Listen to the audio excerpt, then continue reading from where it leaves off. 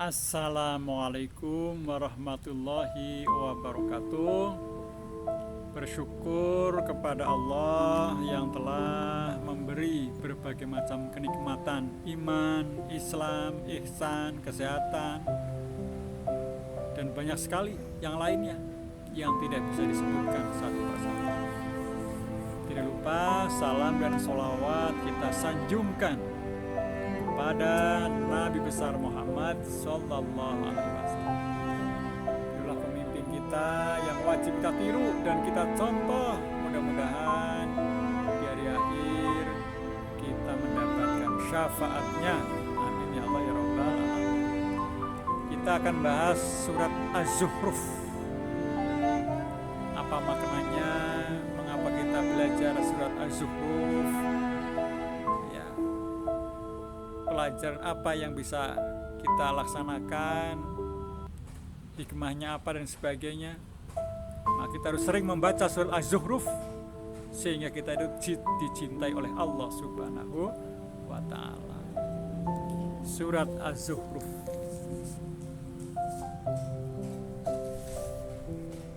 terdiri atas 89 ayat, termasuk golongan surat-surat Makkiyah, diturunkan sesudah surat Asy-Syura, dinamakan Az-Zukhruf atau perhiasan, diambil dari perkataan Az-Zukhruf yang terdapat pada ayat 35 surat ini. Orang-orang musyrik mengukur tinggi rendahnya derajat seseorang tergantung kepada perhiasan dan harta benda yang ia punyai. Karena Nabi Muhammad Sallallahu Alaihi Wasallam adalah seorang yang yatim, lagi miskin. Ia tidak pantas diangkat sebagai rasul dan nabi. Pangkat rasul dan nabi itu harusnya diberikan kepada orang yang kaya raya. Ayat ini menegaskan bahwa harta tidak dapat dijadikan dasar untuk mengukur tinggi rendahnya derajat seseorang. Karena harta itu merupakan hiasan kehidupan duniawi, bukan berarti kesenangan akhirat. Pokok-pokok isinya surat Zukhruf: 1. Keimanan. Al-Quran berasal dari Lauh Mahfuz. Nabi Isa alaihissalam itu tidak lain hanyalah seorang hamba Allah. Pengakuan Nabi Isa alaihissalam bahwa Allah lah Tuhan yang sebenarnya, mensifatkan bagaimana kesenangan di dalam surga dan hebatnya penderitaan orang kafir di dalam neraka, sehingga mereka ingin mati saja agar terlepas dari siksa itu. Allah tidak mempunyai anak. Yang kedua, hukum-hukum. Perintah Allah kepada Nabi Muhammad Sallallahu Alaihi Wasallam supaya menjauh kepada orang-orang yang tidak beriman. Yang ketiga, kisah-kisah. Kisah Nabi Ibrahim alaihissalam, Nabi Musa alaihissalam, Nabi Isa alaihissalam sebagai perbandingan bagi Nabi dan sebagai penawar sewaktu menghadapi kesulitan dalam melakukan dakwah dan lain-lain. Pengakuan orang musyrik Mekah bahwa Allah lah yang menciptakan langit dan bumi, tetapi mereka tetap menyembah berhala.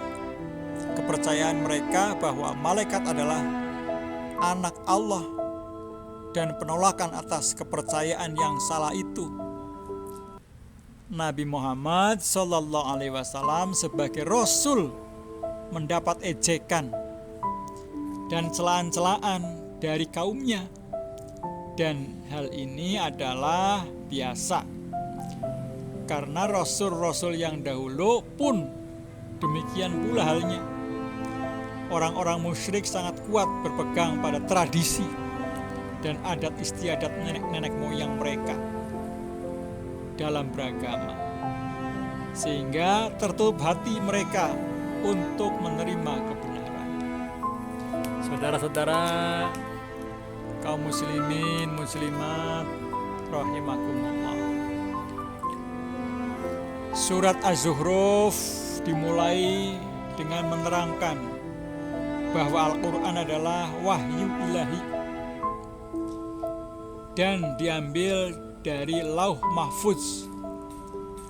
Kemudian menerangkan sikap orang musyrik terhadap para nabi dan menyebutkan sebagai hikmah Allah yang dilimpahkan kepada manusia.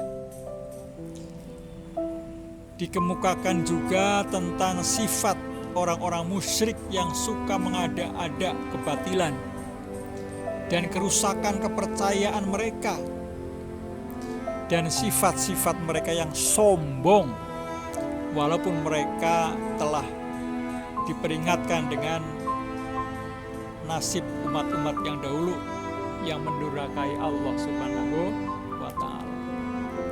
Akhirnya mengingat tindakan-tindakan orang-orang musyrik yang lebih mementingkan perhiasan dan keduniaan itu, maka surat ini ditutup dengan perintah Allah agar Nabi Muhammad SAW berpaling, dan orang-orang musyrik itu nanti mereka akan merasakan dan mengetahui kebenaran ancaman Allah. Itulah yang bisa saya sampaikan, mudah-mudahan bermanfaat.